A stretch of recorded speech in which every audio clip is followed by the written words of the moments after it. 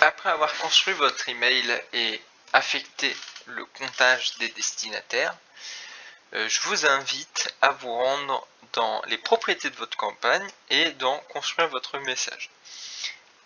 En effet, il est possible de s'envoyer un BAT, un email de test à destination de d'une adresse mail que vous allez définir. Pensez à vérifier vos spams évidemment.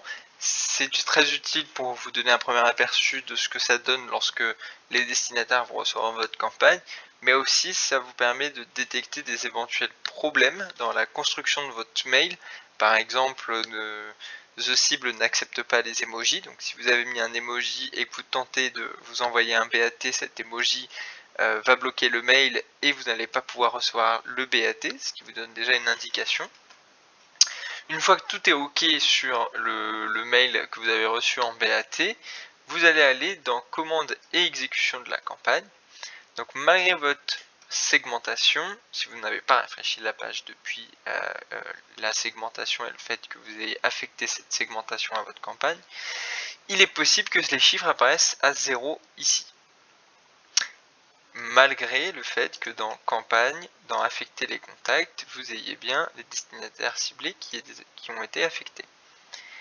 Je vous invite à cliquer sur le stylo ici, qui va permettre de rafraîchir cette page à votre droite, puis de retourner dans la commande exécution, et normalement vous allez constater que les destinataires ciblés sont bien compris dans votre campagne. Une fois que tout est bon, vous allez pouvoir cliquer sur commander. Votre commande est alors prise en compte. C'est d'ailleurs indiqué sur votre gauche, l'indicateur passe en orange. Il va falloir maintenant l'exécuter. Donc suivant la volumétrie du fichier, ça peut être prêt dans un temps plus ou moins court ou plus ou moins long si vous avez une affectation assez importante. Donc, pareil, pour mettre à jour cette fenêtre, il va falloir cliquer sur l'outil ici d'édition, retourner dans le panneau de commande et d'exécution et cette fois-ci exécuter la campagne.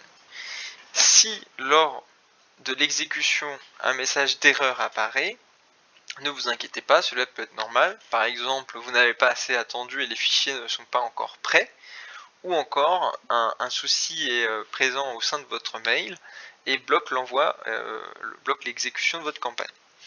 Donc pour ce faire, je vous invite à soit nous contacter si le problème n'est pas identifiable, soit retourner dans la construction de votre email, voir ce qui a pu se passer, si l'email construit n'a pas été le bon, s'il y a des soucis dans la construction du mail, etc. etc.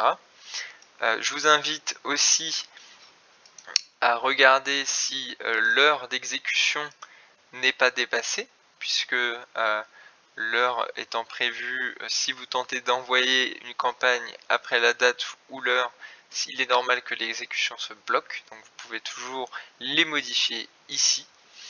Enfin, une fois que la campagne sera exécutée, vous aurez accès aux statistiques après un délai de 48 heures, donc avec ce principe d'opt-out.